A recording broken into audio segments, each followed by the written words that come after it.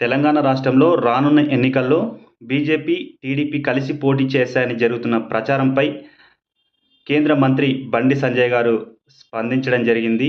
ఈ సందర్భంగా బండి సంజయ్ గారు మాట్లాడుతూ తెలంగాణలో బీజేపీ పార్టీ ఒంటరిగానే పోటీ చేస్తుందని, ఏ పార్టీతోనూ పొత్తు పెట్టుకోదని, గతంలో బీఆర్ఎస్, బీజేపీ కలిసి పోటీ చేస్తాయని జరిగిన ప్రచారం వల్లే తమకు నష్టం జరిగిందని ఆయన అన్నారు.